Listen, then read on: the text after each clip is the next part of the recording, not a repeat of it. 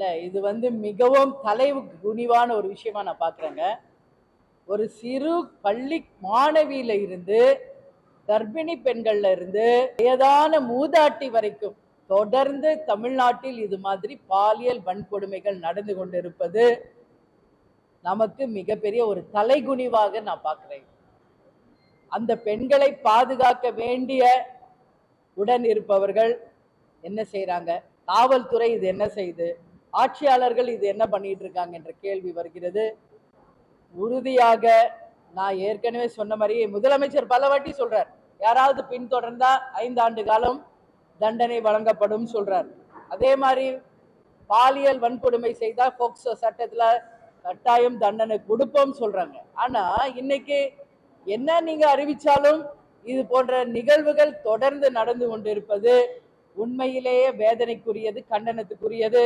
முதல்வர் அவர்கள் வெறுமனே சொல்வது இல்லாமல் இது போன்ற செயல்களில் ஈடுபடுபவர்கள் யாராக இருந்தாலும் உடனடியாக போக்சோ சட்டத்திலே கைது செய்யணும். அதை விட மிக கொடூரமாக பாலியல் பண்றவங்கள நிச்சயமாக தூக்கு தண்டனை தரணும். அப்பதான் இதுக்கு ஒரு நிரந்தரமாக ஒரு முற்றுப்புள்ளி வருமே ஒழிய, இல்லை என்றால் இந்த நிகழ்வுகள் இது தொடர்கதையா தான் இருக்கும். நீங்களும் கேள்வி கேட்டிருப்பீங்க, நாங்களும் பதில் சொல்லிக்கிட்டே இருக்க வேண்டியதுதான். இதற்கு மொத்த காரணம் ரூட் காஸ் எங்க இருக்குன்னு பார்த்தா கஞ்சா, மது, இதுதான் போதை கலாச்சாரமாக இன்னைக்கு தமிழ்நாடு மாறினதுனால தான் இன்னைக்கு இது மாதிரி பாலியல் வன்கொடுமைகள் அதிகமாக நடந்துகிட்டு இருக்கு. மாணவிகள் முதல் கொண்டு யாருக்கும் பாதுகாப்பு இல்லை. பாதுகாப்பு தர வேண்டிய ஆசிரியர்களே அவர்களை பாலியல் வன்கொடுமை செய்வது நிச்சயமாக கண்டனத்துக்குரியது. வேலியே பயிரை மேய்கின்ற கதையை நாம பார்த்துக்கிட்டு இருக்கோம். அது நிச்சயமாக இது தடுக்கப்படணும் என்பது எங்களுடைய கருத்து. அமெரிக்கால இருந்து உரிமை பெறாமல் தங்கிறவங்களை அவங்கவுங்க நாட்டுக்கு அனுப்பியிருக்காங்க. அதுல கைகளையும் கால்களையும் சங்கிலியால கட்டப்பட்டு பிணை கைதிகள் மாதிரி அனுப்பியிருக்காங்க. அதுல இந்தியர்களும் இருக்காங்க என்பது உண்மையிலேயே மனசுக்கு வேதனையான ஒரு விஷயமா நான் பார்க்கிறேன். இன்னைக்கு அமெரிக்கா ஒரு வல்லரசு நாடா இருக்குன்னா அதுக்கு மிகப்பெரிய பங்கு இந்தியர்களால அப்படிங்கிறத நான் கேப்டன் கூட அவருக்கு ட்ரீட்மெண்ட்டுக்காக போய் 1 வருஷம் அமெரிக்கால இருந்தப்ப நான் கண்கூடா பார்த்தேன். இன்னைக்கு ஹை போஸ்ட்ல இருக்கிறவங்க எல்லாமே நம்ம இந்தியர்கள். அப்படி இருக்கும் பொழுது அவர்கள் ஓகே, இன்னைக்கு பாஸ்போர்ட் எக்ஸ்பைரி ஆயிடுச்சு, உங்க நாட்டில் இருக்காங்கன்னா அவங்கள பிடிச்சு கௌரவம் அனுப்பி வைங்க. அது என்ன கையிலையும் காலையும் சங்கிலியை கட்டி அனுப்புறது? அதனால இது வன்மையாக கண்டிக்கக்கூடிய ஒரு விஷயம்.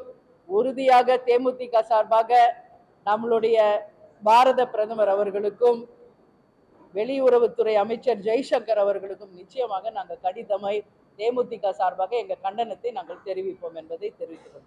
ஞானசேகரன் அவர்கள் அண்ணா யூனிவர்சிட்டியில ஒரு மாணவி பாலியல் பலாத்காரத்துல இன்னைக்கு போக்சோ சட்டத்துல அவர் குண்டர் சட்டத்துல கைது செய்யப்பட்டிருக்கார். ஆனாலும் இன்னைக்கு வரைக்கும் அவருக்கு துணையாக இருந்த சார் அப்படின்றவர் யார் என்பது யாருக்குமே இன்னும் தெரியல. அதனால அந்த சார் யார் அப்படின்றத மக்களுக்கு தெளிவுபடுத்த வேண்டியது இது அரசினுடைய வேலை. அது எவ்வளவு பெரிய அரசியல் பின்புலம் இருப்பவராக இருந்தாலும், உங்களுக்கு வேண்டியவராகவே இருந்தாலும், இந்த அரசின் கடமை அந்த சார் யார் என்பதை மக்களுக்கு தெரியப்படுத்தணும் என்பதை இந்த பிரஸ் மீட் மூலம் மீண்டும் நாங்கள் அதை வலியுறுத்துவோம். தொடர்ந்து ஆளுநருக்கும் ஆட்சியாளர்களுக்கும் தொடர்ந்து பிரச்சனை பல வருஷமா இது நடந்துகிட்டு இருக்கு. நாமும் எல்லாரும் பார்த்துட்டு தான் இருக்கோம். அன்னைக்கு அவர் கோச்சிக்கிட்டு வெளியே போறது, மறுபடியும் இவங்க போய் அவங்க டீ பார்ட்டியில கலந்துக்கிறது, மறுபடியும் அடுத்த வாட்டி கூப்பிடுறது, இது தொடர் கதையா போயிட்டு இருக்குங்க. ஒரு ஆளுநரும் ஆட்சியாளரும் கணவன் மனைவி போல நல்ல அண்டர்ஸ்டாண்டிங்கோட இருந்தாதான் இந்த நாட்டுக்கு நல்லது, மக்களுக்கு நல்லது. அதை விட்டுட்டு தங்களுடைய பர்சனல் ஈகோவோ தங்களுடைய பர்சனல் மோட்டிவேஷனோட செயல்பட்டால் அது நிச்சயமாக நாட்டுக்கும் மக்களுக்கு தான் அது பாதிப்பை தரும். அதனால 2 பேருமே அதை புரிந்து கொண்டு அவங்கவுங்களுக்கு ஒரு அதிகாரம் இருக்கு, அவங்கவுங்களுக்கு ஒரு உரிமை இருக்கு, நல்ல அண்டர்ஸ்டாண்டிங்கோட நடத்தி நாட்டுக்கு மக்களுக்கு நல்லது செய்யணும்னு நாங்கள் கேட்டோம். இல்லை, திருப்பரங்குன்றத்தில் இஸ்லாமியர்கள் சென்று பிரியாணி சாப்பிட்டதாக இப்போ ஒரு 20-30 நாளாக ஒரு சர்ச்சை ஓடிட்டு இருக்கு. இப்போ ஒரு 2 நாட்களுக்கு முன்பு திருப்பரங்குன்றத்தில் பெரிய வகையில இன்னைக்கு இந்துக்கள் ஒன்று கூடி எதிர்ப்பு தெரிவிச்சிருக்காங்க. அதுக்கு அரசு அனுமதி வழங்கலை, அதை மீறி தான் நடத்தியிருக்காங்க. ஒரே ஒரு விஷயம் தான் நான் சொல்றேன். கேப்டனை பொறுத்த வரைக்கும், தேமுதிக பொறுத்த வரைக்கும் எங்களுக்கு ஜாதி மதங்களுக்கு அப்பாற்பட்ட கட்சி தான் தேமுதிக. இங்க எல்லா கட்சிக்கும், இங்க எல்லா மதத்துக்கும் நாங்க மரியாதை தருவோம், எல்லா ஜாதிக்கும் நாங்க மரியாதை தருவோம். இவ்வளோ இப்போ திருப்பரங்குன்றம் அப்படிங்கிறது அறுபடை வீட்டில் முதல் வீடு. இன்னைக்கு நேத்தா வந்துச்சு திருப்பரங்குன்றம் கோவில. எத்தனை ஆண்டு காலமாக பாரம்பரியமாக இருக்கின்ற ஒரு கோவில். இத்தனை வருஷம் இல்லாத ஒரு புது பிரச்சனை ஏன் இப்ப மட்டும் வருது? அப்ப இதுக்கு பின்னாடி என்ன நடக்குது? எப்பெல்லாம் திமுக ஆட்சிக்கு வருதோ அப்பெல்லாம் மதத்தை தூண்டி, ஜாதியை தூண்டி ஒரு அரசியல் செய்வதாக மக்கள் கிட்ட ஒரு கருத்து இருக்கிறது என்பதை யாரும் மறுத்திட முடியாது. இத்தனை வருஷம் திருப்பரங்குன்றத்துல இல்லாத ஒரு பிரச்சனை புதுசா இப்ப ஏன் வருது? அப்ப எலெக்ஷனுக்கு இன்னும் ஒரு வருஷம் இருக்குதுன்றதுனால இந்த பிரச்சனையை கையில எடுக்கிறாங்களா அப்படின்ற கேள்வி மக்கள் கேள்வியாக நான் இதை கேட்கிறேன். இன்னைக்கு ஒட்டுமொத்த மக்கள் சந்தேகப்படுறாங்க. இதுக்கு பின்னாடி அரசியல் தான் இருக்கே ஒழிய வேற எந்த ரீசனுமே கிடையாது. ஏன்னா பிரியாணி அங்கதான் போய் அவங்க பிரியாணி உண்மையிலேயே அங்க போய் சாப்பிட்டாங்களா இல்லையா என்பது கூட இன்னும் யாருக்கும் தெரியல. அப்ப பிரியாணி சாப்பிடணும்னு அது என்ன 5 ஸ்டார் ஹோட்டலா மலை மேல ஒரு பாறையில போய் உட்கார்ந்து சாப்பிடணுமா? அது ஒரு கேள்வி. அதனால நிச்சயமாக எல்லா மதத்துக்கும் அவங்க மதத்தை சேர்ந்தவர்கள் உணர்வோட தான் இருக்காங்க. அதனால எந்த மதத்தையும் இன்னொரு மதம் தவறாக பேசுவதோ, தவறாக சித்தரிப்பதோ, அவங்க உணர்வை இழிவுபடுத்துவதோ நிச்சயமாக ஏற்றுக்கொள்ளப்பட முடியாது. இதை வைத்து அரசியல் செய்யணும்னு யாராவது நினைச்சா இதற்கான விளைவுகளை அவங்க சந்திக்க வேண்டி வரும் என்பதை நான் உறுதியா சொல்றேன்.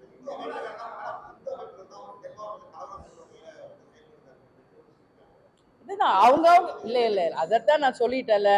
ஒவ்வொருத்தர் ஒரு கருத்து சொல்றாங்க. இன்னைக்கு அதன் பின்பலம் என்ன? திருப்பரங்குன்றம் இன்னைக்கு தான் வந்துச்சு அந்த கோவில். எவ்வளவு வருஷமா இருக்குல்ல, ஏன் இவ்வளவு வருஷம் அந்த பிரச்சனை இல்லை? ஏன் புதுசா அந்த பிரச்சனை வருது? ஒவ்வொருத்தர் ஒரு கருத்து சொல்லலாம். இந்துக்கள் தான் தூண்டி விடுறாங்க, இஸ்லாமியர்கள் தான் தூண்டி விடுறாங்கன்னு ஒவ்வொருத்தர் அவங்கவுங்க கருத்து சொல்லலாம்.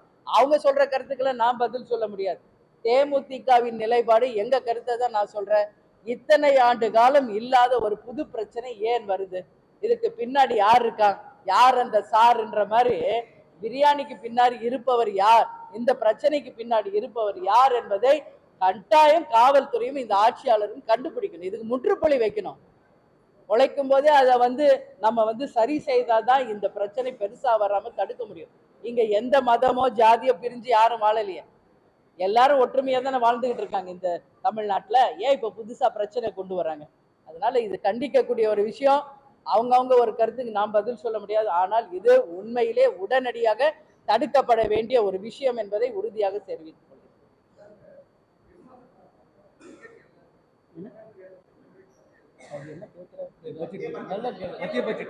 மத்திய பட்ஜெட்டா? அன்னைக்கே ஃபர்ஸ்ட் நாங்க தான் அதுக்கான அறிக்கை கொடுத்திருக்கோம். பட்ஜெட் கொஞ்சம் அறிவித்த கொஞ்ச நேரத்திலேயே தேமுதிகவினுடைய அறிக்கை நாங்க வெளியிட்டுட்டோம். அதுல நாங்க தெளிவாக சொல்லியிருக்கோம்.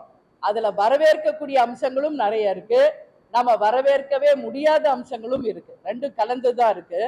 அதுல நம்ம நம்பர் 1 அதுல பாராட்டக்கூடிய ஒரு விஷயம்னா 12 லட்சம் ரூபாய் வரைக்கும் டாக்ஸ் கிடையாது, டாக்ஸ் ஃப்ரீ அப்படின்னு அறிவிச்சதை உண்மையிலேயே நாம வரவேற்கிறோம் அப்படின்றத நாங்க சொல்லியிருக்கோம். அதே மாதிரி இன்னைக்கு பல்வேறு விஷயங்களை நம்ம அதுல நம்மளுடைய அறிக்கையிலேயே நீங்க பார்க்கலாம். எதெல்லாம் நாம எதிர்க்கிறோம் அப்படின்னா, இன்னைக்கு ஜிஎஸ்டி அப்படின்ற ஒரு இருக்கிறதுனால சிறு குறு வியாபாரிகள் இன்னைக்கு எஸ்பெஷலி கோயம்புத்தூர், திருப்பூர் ஜவுளிகள் இருக்கிற இடம் வியாபார பெருமக்கள் பெருசா பாதிக்கிறாங்க. அந்த ஜிஎஸ்டி குறைக்கணும் என்று பலமுறை நம்ம சொன்னோம். அதுக்கான அறிவிப்பு கிடையாது. தமிழ்நாடு என்பது விவசாயிகள் பூமி. இது நதிகள் இணைப்புக்கு எந்த ஒரு அறிவிப்பும் அதுல இல்லை. இன்னைக்கு தமிழ்நாடு தான் அதிகமாக விவசாயிகள் பாதிக்கப்பட்டிருக்காங்க மழை வெள்ளத்தால. அவங்களுக்குரிய நிவாரண நிதியோ உதவியோ இந்த பட்ஜெட்ல அறிவிக்கல. ஏன்னா பெங்சல் புயல் ஒண்ணு, இப்ப வந்த மழை வெள்ளத்துல ஒட்டுமொத்த விவசாயம் அழிந்து விவசாயிகள் வாழ்க்கை கேள்விக்குறியாயிருக்கு. நான் கூட மயிலாடுதுறைக்கு நேரடியாக சென்று அந்த விவசாயிகளை சந்திச்சு அவங்க இன்னல்ல துயர்ல பங்கேற்றோம். அன்னைக்கு நான் பார்த்தேன், லட்சக்கணக்கான ஏக்கர் பயிர் மூழ்கி போயிருக்கு. அப்போ இதை செய்ய வேண்டியது யார்?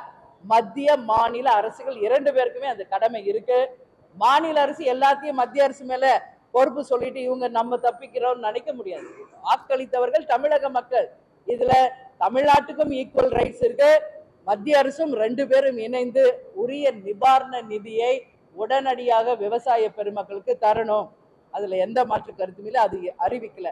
அது மட்டும் கிடையாது. இன்னைக்கு விலைவாசி உயர்வை கட்டுப்படுத்தவோ, ஒவ்வொரு மாவட்டத்திற்கு தொழிற்சாலைகளை கொண்டு வந்து வேலை வாய்ப்பை உருவாக்கவோ எந்த அறிவிப்புகளும் இல்லை என்பது பல்வேறு விஷயத்துல நாம நம்மளுடைய கண்டனங்களையும் தெரிவிச்சிருக்கோம். பல்வேறு விஷயங்களுக்கு வரவேற்பையும் தெரிவிச்சிருக்கோம்.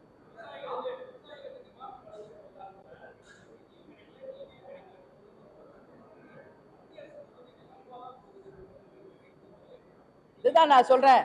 இப்ப எதுக்கு எடுத்தாலும் எங்களுக்கு நிதி கொடுக்கலன்னு சொல்லிட்டு எல்லா பொறுப்பையும் மத்திய அரசு மேல போட்டுட்டு நம்ம தமிழக அரசு, நமது முதல்வர் நமக்கு என்னன்னு உட்கார முடியாது. உங்களுக்கு கடமை இருக்கு, உங்களுக்கு பொறுப்பு இருக்கு. உங்களுக்கு ஓட்டு போட்டு ஜெயிக்க வச்சது தமிழக மக்கள், மத்திய அரசு கிடையாது. அப்போ இந்த அரசுக்கு கடமை இருக்கு. இப்ப மத்ததுக்கெல்லாம் நீங்க நிதி ஒதுக்குறவங்க இன்னைக்கு ஏன் விவசாயிகளுக்கு நிவாரண உதவி வழங்குவதற்கு நிதி இல்லைன்னு சொல்றீங்க? இதுவே இந்த அரசு ஒரு தோல்வி அரசு என்பதற்கான அடையாளம் தான். இன்னைக்கு இந்தியாவிலேயே அதிகமாக கடன் வாங்கிய மாநிலம் தமிழக அரசு. இதை நான் தலைகுனிவோட தான் பதிய வைக்கிறேன். அதிகமாக இன்னைக்கு கடன்ல இன்னைக்கு தமிழ்நாடு அரசு தான் இருக்கு. இவ்வளோ கடன் வாங்குறீங்க. டாஸ்மாக் வருமானம், கனிம வள கொள்ளை, லஞ்ச ஊழல், இதுல எல்லாம் இருந்து வர நிதி எல்லாம் எங்க போகுது? ஏன் இத்தனை ஆண்டு காலம் நிர்வாகம் செஞ்சவங்க எவ்வளோ பேரு இருந்தவங்க அப்பெல்லாம் செய்யலையா? இப்ப எதுக்கு எடுத்தாலும் எதுக்கு மத்திய அரசை நீங்க சொல்றீங்க? மத்திய அரசு தரணும், அதுல எந்த மாற்று கருத்தும் கிடையாது. ஆனா அவங்களே நம்ம டிபெண்ட் பண்ணி வாழக்கூடாதுன்றத நான் சொல்றேன். நம்ம மக்களுக்கு, நம்ம குடும்பத்தை சேர்ந்தவங்களுக்கு ஒரு பிரச்சனைனா நம்ம தான் முன்னாடி போய் நிக்கிறோம். இன்னைக்கு பொங்கலுக்கு கூட இன்னைக்கு பல்வேறு ஆண்டுகளாக எவ்வளோ வருஷமா கொடுத்துக்கிட்டு இருந்தாங்க 1000 ரூபாய் தொகை. இன்னைக்கு இந்த வாட்டி பொங்கல் தொகை கூட கொடுக்கல. 1 கிலோ அரிசி 1 கிலோ சர்க்கரையோட முடிச்சுட்டாங்க. கேட்ட நிதி இல்லைங்கிறாங்க. அப்ப எங்க போகுது நிதி எல்லாம் அப்படின்ற கேள்வி, மக்கள் கேள்வியா நான் கேட்கிறேங்க. இது வெறும் சாக்கு போக்கு சொல்லி தப்பிக்கிற வேலைதானே ஒழிய இது எந்த மக்களும் நம்பவில்லை என்பதை சொல்றேன்.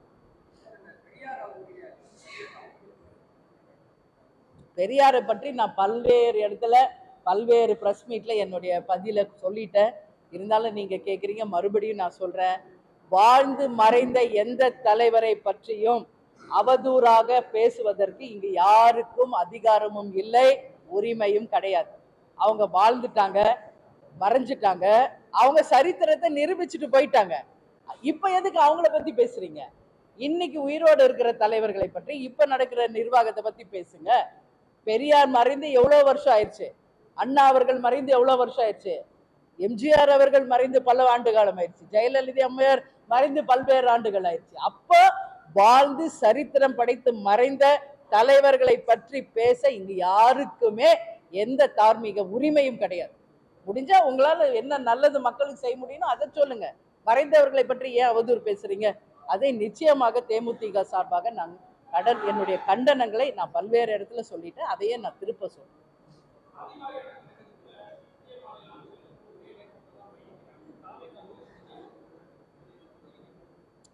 ஜாதின்றது நம்ம இந்தியாவிலேயே இன்னைக்கு பார்த்தோம்னா உலக நாடுல எங்கேயுமே இல்லாத ஒரு விஷயம் நம்ம இந்தியால இருக்கு.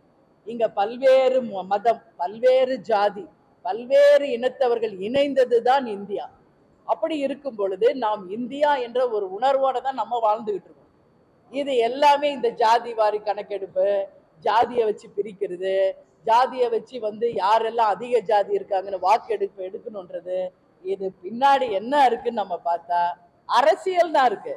இதனால அந்த ஜாதிக்கு ஏதாவது ஒரு பிளஸ் இருக்குமான்னு யோசிச்சு பார்த்தா கேள்விக்குறிதான். அப்படி பார்த்தா வரப்போகின்ற அடுத்த தேர்தலுக்கான வியூகம் தான் இது. அதனால நிச்சயமாக வெறும் ஜாதி மதத்தை வைத்து அரசியல் செய்வது இனி வருங்காலங்களில் ஈடுபடாது என்பது எங்களுடைய கருத்து.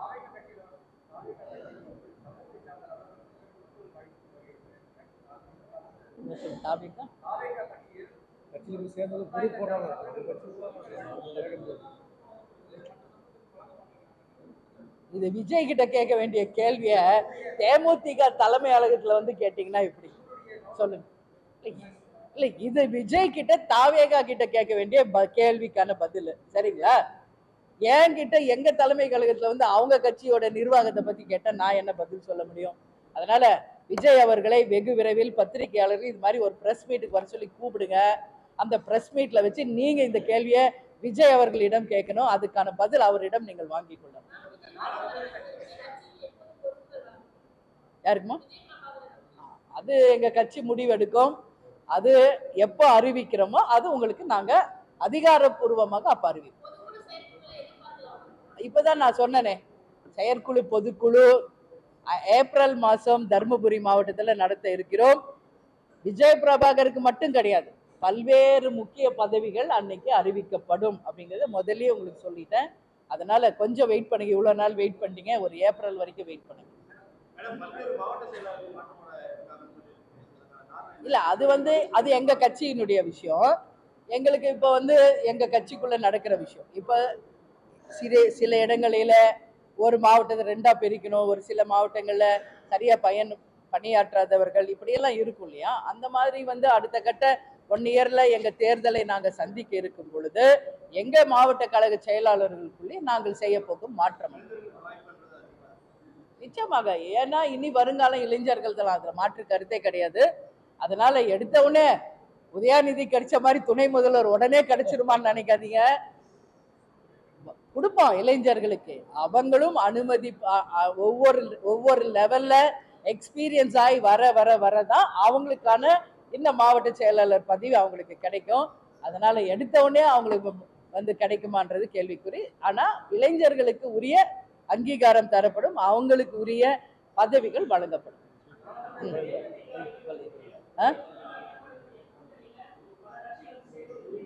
ஆமா இல்ல, இன்னும் 1 வருஷம் இருக்குங்க. அதனால வந்து நீங்க கேட்கிற கேள்விக்கு இன்னைக்கே நான் வந்து அது பதில் சொல்லிட முடியாது. நிச்சயமாக இன்னும் இப்ப பிப்ரவரியில இருக்கோம். அடுத்த பிப்ரவரிக்குள்ள நீங்க கேட்கிற கேள்விக்கு நிச்சயமாக பதில் கிடைச்சிடும். நீங்க வெயிட் பண்ணி தான் ஆகணும் அதுக்கான பதில் நான் சொல்றதுக்கு. நிச்சயமாக ஒரு மிகப்பெரிய ஒரு ஆரோக்கியமான கூட்டணி அமையும். அந்த கூட்டணி நிச்சயம் 2026 ஆட்சி அமைக்கும் என்று நான் உறுதியோட நம்பிக்கையோட சொல்றேன். நிச்சயம் அது நடக்கும் என்பதை நான் சொல்றேன்.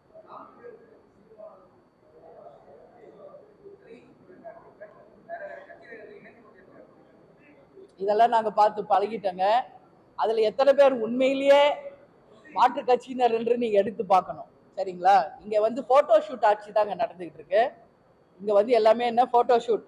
அங்க வந்து உட்காருது, ஒரு துண்டை போட்டு உட்கார வச்சுட்டா எல்லாருமே திமுக இணைஞ்சிட்டாங்க, மாற்று கட்சியில இருந்து இணைஞ்சிட்டாங்க. அது உண்மையிலேயே எடுத்து பார்த்தீங்கன்னா எத்தனை பேர் மாற்று கட்சியில இருந்து வந்து இணைஞ்சிருக்காங்கன்னு தெரியும்.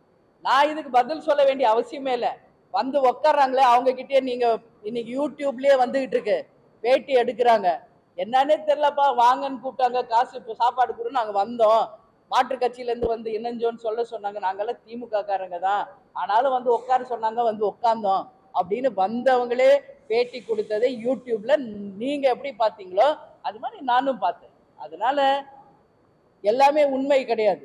சரிங்களா? காதால் கேட்பதும் போய், கண்ணால் பார்ப்பதும் போய், தீர விசாரிப்பதே மெய். அதனால எல்லாமே இங்க பார்க்கறதெல்லாம் உண்மை. All the glitters are not gold. அதனால இங்க போலியும் இருக்கு, உண்மையும் இருக்கு. அதனால இதை வந்து ஆராயாம எந்த பதிலும் நம்ம சொல்லக்கூடாது. இதுங்க இல்லைங்க, அவங்க கட்சின்னு மட்டும் நான் சொல்றேன், ஜென்ரலா நான் சொல்றேங்க. இது ஜென்ரலா நான் சொல்றேன். அப்படி பார்த்தா சீமான் நல்ல பதில் சொல்லியிருக்காரு. என்ன செய்யறது, திமுகவையும் சேர்த்து நாங்க தான் வளர்க்க வேண்டியிருக்கு அப்படின்னு சொல்றாரு. இதை விட ஒரு பதில் தேவையா? அது வந்து தவறான ஒரு விஷயம். எத்தனை பேர் உண்மையான அங்க போய் சேர்ந்தாங்கன்னு உங்களால குறிப்பு சொல்ல முடியுமா? அதுதான் சொல்ல. அதனால வந்து இதுல உண்மை விசாரிச்சாதான் உண்மை தெரியும்.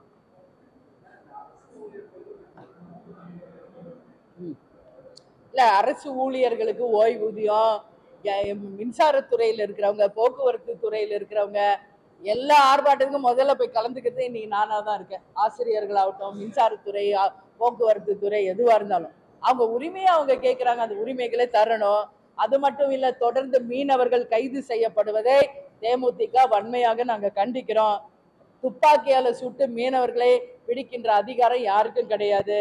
எனவே நிச்சயமாக தமிழக அரசும் மத்திய அரசும் இதை வந்து கச்சத்தீவை உடனடியாக மீட்டெடுத்து மீனவர்களுக்கு உரிய பாதுகாப்பை தரணும். அது மட்டும் இல்ல, இன்னைக்கு கேப்டனுக்கு இலங்கையில தமிழர்கள் தேர் ஒண்ணு செஞ்சிருக்காங்க. பிரஸ் மீட்ல உங்க முன்னாடி நான் சொல்றேன். ஒட்டுமொத்த இலங்கையில இருக்கின்ற தமிழர்கள் கேப்டன் மேல இருக்கின்ற அன்பு பாசத்தால ஒரு மிகப்பெரிய கலை வடிவத்தோட ஒரு தேரை அமைச்சிருக்காங்க. இந்த மாத கடைசியில் தலைமை கழகத்திற்கு அந்த தேரை அவர்களை கொண்டு தர இருக்கிறார்கள். அன்றைக்கு பத்திரிகையாளர்களாக இவங்க எல்லாரையும் நாங்கள் அழைப்போம். அந்த தேரை செய்த இலங்கை வாழ் மக்களுக்கு தேமுதிக சார்பாக எங்களுடைய பணிவான நன்றிகளை இந்த நேரத்தில் நான் தெரிவிச்சுக்கிறேன். அது மட்டும் இல்லாம எங்களுடைய இன்னைக்கு மாவட்ட செயலாளர் மீட்டிங்ல ஒட்டுமொத்த மாவட்ட செயலாளர்கள் கேட்டுக்கொண்டது இணங்க உடனடியாக கேப்டன் அவர்களுக்கு பாரத ரத்னா விருது வழங்க வேண்டும் என்ற தீர்மானத்தை நாங்க இன்னைக்கு ஒட்டுமொத்த மாவட்ட செயலாளர்கள் சொல்லியிருக்காங்க. உறுதியாக இதை மத்திய மாநில அரசு கிட்ட நாங்க அதை கேட்போம். அந்த உரிமை எங்களுக்கு இருக்கு. ஏன்னா இன்னைக்கு தமிழ்நாடுல, இந்தியா இல்ல, உலக தமிழர்கள் ஒட்டுமொத்தமாக ஏற்றுக்கொண்ட ஒரு தலைவராக கேப்டன் அவர்கள் இருக்காங்க. எனவே அந்த பாரத ரத்னா அப்படின்ற அவார்டுக்கு உரியவர் கேப்டன். அதனால அந்த தீர்மானம் நிறைவேற்றப்பட்டு இருக்கிறது. தமிழ்நாடு அரசு கிட்டையும் பொதுவா இங்க நாங்க கேப்டனுக்கு கோவில் வச்சுட்டோம். ஒரு பொது இடத்துல மணி மண்டபம் அமைத்து தர வேண்டும் என்று தமிழக அரசு கிட்டையும் ஒரு கோரிக்கையை எங்க மாவட்ட கழக செயலாளர்கள் வைக்க சொல்லி தீர்மானம் நிறைவேற்றப்பட்டு இருக்கிறது. அதே போல இங்க இருக்கிற பாலத்திற்கு கேப்டன் பாலம் என்று அறிவிக்கப்படும் என்று முதல்வர் அன்னைக்கே சொன்னாரு. இன்னைக்கு வரைக்கும் அறிவிக்கலை. அதுவும் வெகு விரைவில் அறிவிக்கணும். மணிமண்டபம் எங்கு வருகிறது என்பதையும் முதல்வர் அவர்கள் அறிவிக்க வேண்டும் என்பதையும் இந்த நேரத்தில் நாங்க எங்க தீர்மானமா நிறைவேற்றியிருக்காங்க. குரு பூஜைக்கு நேரடியாக எங்க தலைமையிலிருந்து பார்சாதி சுதீஷ் எல்லாரும் போய் கேட்கும் போதே முதல்வர்கிட்ட ஞாபகப்படுத்தினாங்க. அதற்கு அவர் ஆலோசனையில் இருக்கிறது, வெகு விரைவில் சொல்றேன் அப்படின்னு தான் சொல்லியிருக்காரு. இதனால இனியும் காலதாமதம் செய்யாமல் ஒரு பொது இடத்தில் கேப்டனுக்கு மணி மண்டபமும் இது கேப்டன் பாலமும் தமிழக அரசும் மத்திய அரசு பாரத ரத்னா விருது கேப்டனுக்கு தரணும் சொல்லி இன்னைக்கு தேமுதிக சார்பாக நாங்க தீர்மானத்தை நிறைவேற்றி இருக்கிறோம் என்பதை உங்களுக்கு நான் சொல்றேன்.